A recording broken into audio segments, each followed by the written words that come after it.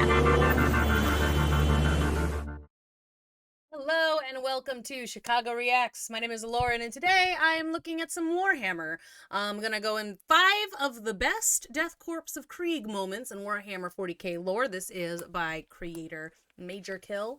I'm looking forward to this. I want to know what these 5 best moments are. Like, let's go. This is usually, I know, the kind of thing that Kit would watch, but I'm also interested, so I'm going to take a peek.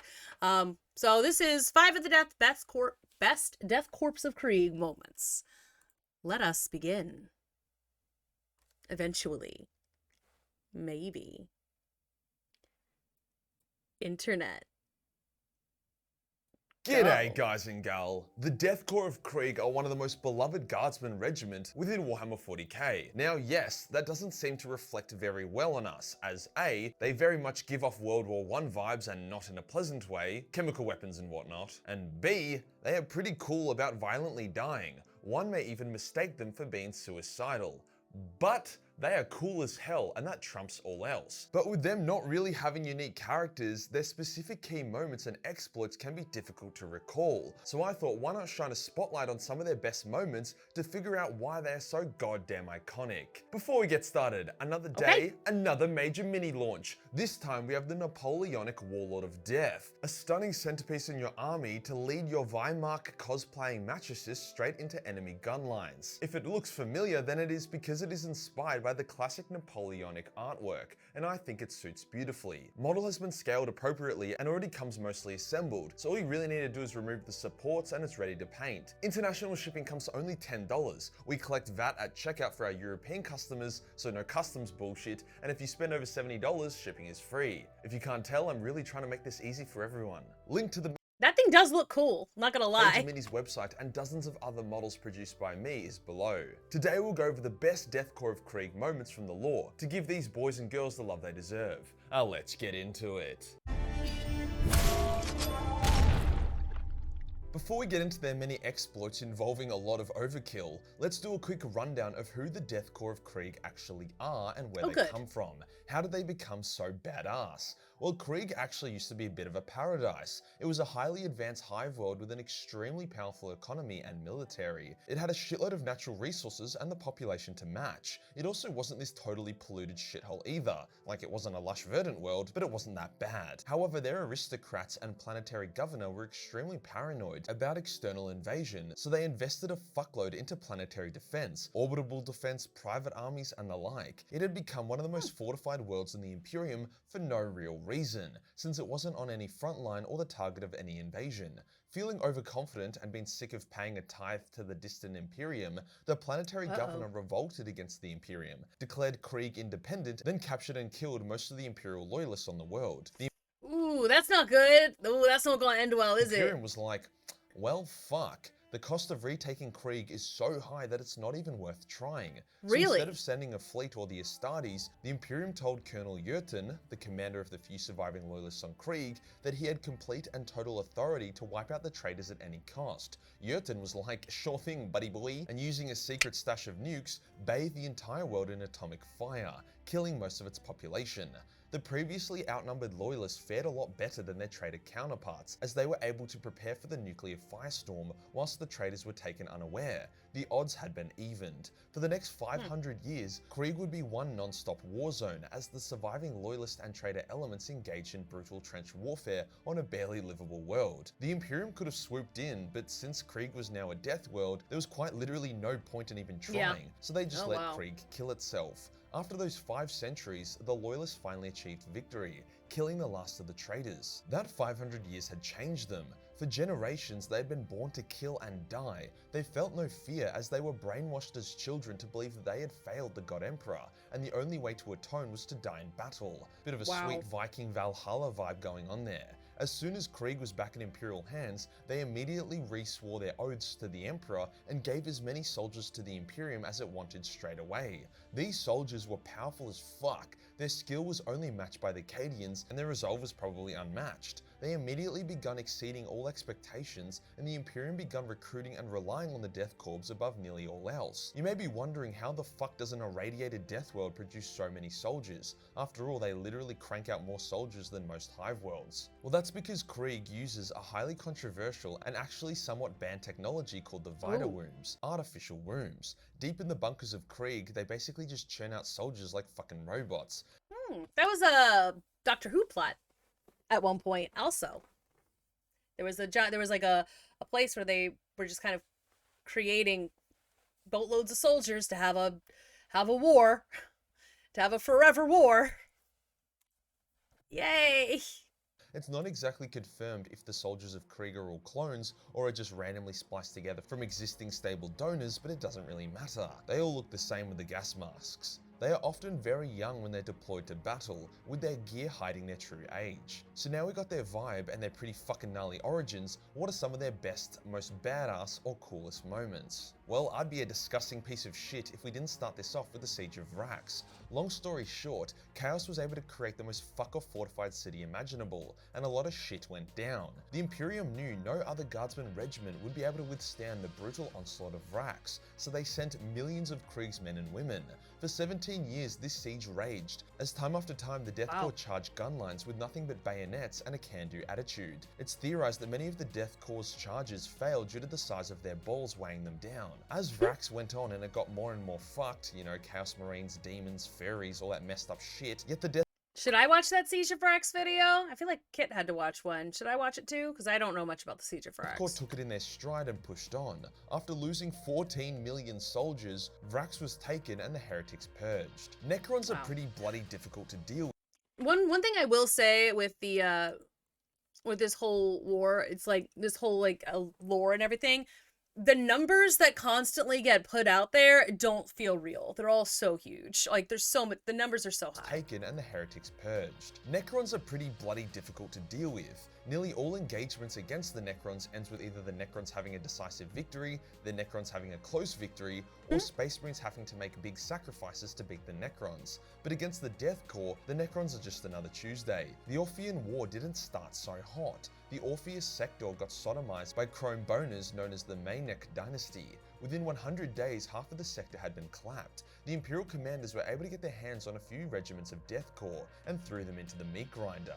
To their absolute astonishment, the Kriegsmen were the only Imperial combatants that were not only able to repel the Necron attacks, but successfully counterattack and destroy the Necron's primary base on one of the embattled worlds. This is because Necrons really rely on breaking enemy morale to win. If you know that there is a 90% chance that your atoms will get flayed apart by agonizing Gauss beams, you probably aren't going to bayonet charge towards them.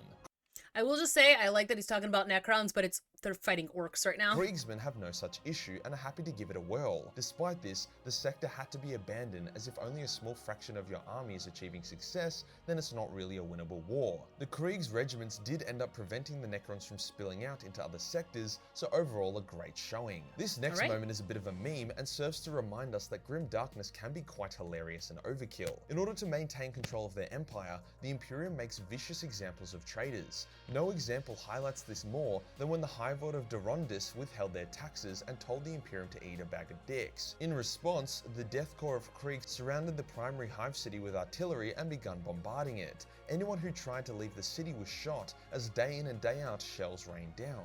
After 5 years of non-stop shelling, the rebels offered their unconditional surrender. It was rejected and the city was bombed for another 3 years. By the end of those 3 years, Krieg scouts determined that the city was completely and utterly devoid of all life. No shit. But you can never be too thorough, so the city was bombed for another 2 years. I don't think there was even a fucking speck of bacteria still alive there. This seems like overkill, and it is. But what better way to send a message to potential traitors than to spend 10 years manually atomizing an entire Hive city? Yeah, just for fun, really, because they, like, wow.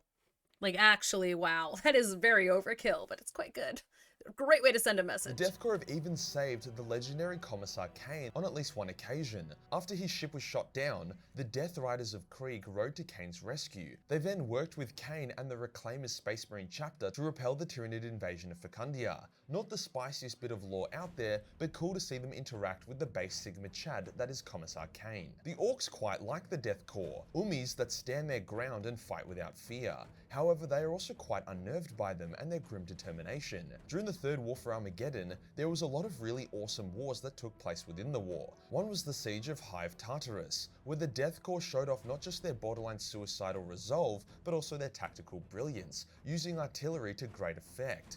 After repelling an Orc attack, the Kriegsmen used their signature shelling to pin the Orcs down, as they then bayonet charged in and carved up some mushroom stew. They didn't care about getting ripped in half or crushed by Orc girth, no.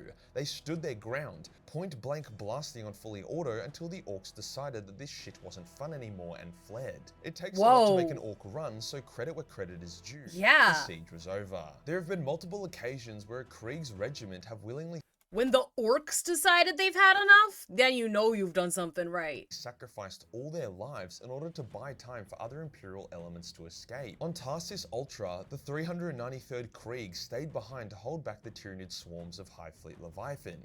On Dusk, 4 Krieg regiments charged through and purged a Nurglite mutant army. After winning the battle, the few survivors then went straight into new and bloody war zones. Armageddon still stands, in a huge part thanks to the blood of the men and women of Krieg. But they aren't these suicidal depresso expressos. They are just so fucking brave and relentless that they value victory above all else. They are also incredibly selfless, being the ones to constantly volunteer for suicidal missions in order to spare other more human guardsmen. They are immune to the temptations of chaos, hence can be used in those more wacky war zones. Are they all fucked in the head? Sure. After all, they are really proud of the fact that their ancestors were the ones to nuke the tits out of Krieg. But this is Warhammer 40k. If you aren't fucked in the head, then there is something wrong with you. The Imperium finds the Death Korps of Krieg so valuable that they let them use tech heresy to produce their armies, and they declare anyone who tries to fuck with the recruitment and production of Krieg warriors as traitorous extremists, thus stopping some of the more Puritan Inquisitors or boring tech priests from interfering. I was wondering about why the Inquisitor, like, because they were talking about how, like, on the original worlds, like, they were using sort of, like, borderline banned tech, but it's like, why didn't the Inquisitors come in? I was kind of just expecting the whole place to get bombed by the Inquisitors, but that's interesting. I like that. It's like, nope, Inquisitors, if you do this, you're a traitor now. Oh yeah, and they ride genetically modified horses with gas masks. The horses have reinforced bones, lungs, muscles, and inbuilt drug systems so that during a Death Rider charge, the horses feel absolutely no pain or fear, making them a near equivalent of a fucking tank. Did I mention that Kriegsmen will often put grenades on the tips of their spears to create boomsticks? If that hasn't convinced you of how awesome these dudes and dudettes are, then I don't know what will. The cherry on top, most Krieg guardsmen haven't even seen their 18th birthday. If you enjoyed the video and you want to pick up the Napoleonic Warlord. I mean, he did mention that, like, their masks hide their actual age and they're young. I didn't realize that young. Of Death, the latest and greatest Major Mini. Hit the subscribe button and hit the real subscribe button for more suicidal content. Join the Discord for more memes and I'll see you in the next one. Alright, wow. Peace. Okay. That was pretty cool, actually. I know he said that they were young, but I didn't realize just how young they were. I mean, that also does make a little bit of sense, too. It's like the reason that they're so unafraid. It's like they're teenagers. Like, teenagers don't care. I did some dumb stuff when I was a teenager, yo. Actually, I was doing dumb, like, until, I mean, I still, I guess, technically do some dumb stuff, but, like, teenagers don't really have as much of a concept, like mortality, what? Like, children, too. It's like, I never, as a kid, there was, like, nothing I wouldn't jump off of. I was like, let's jump off this bleacher, let's climb this tree, and then jump down. Like, you know, all sorts of things. We don't care. I mean, I never jumped off, like, the roof or anything. I didn't ever think I could fly. I wasn't one of those kids, but, you know. I definitely had a lot less concern for consequences as a child, so that's interesting. Wow. All right. Anyway, that was that. It's been a minute since I've done a Warhammer video, but let me know if you want to see more from me on this particular topic. I wouldn't mind about it. I do think it's interesting. And again, if I should watch that Siege of Rax video, go ahead and let me know, because now I'm curious and want to know more about it. So thanks again. I hope you enjoyed. Don't forget, we do have memberships available. You for $2 a month, we will give you like extra polls. You'll get your name mentioned at the beginning of or end of videos. For $5 a month, you'll get early content or extra content sometimes, especially videos that are unable to be monetized. We'd be able to put those within membership, and then that way people still get to see them, and we don't actively lose money on it. So we have that. I'm looking to especially have fewer ads, if any ads, on membership videos, and then we can, it just help. It would help us out. It would help us out. We appreciate you guys so very much. Thanks again, and I will see you all in the next one. Bye bye.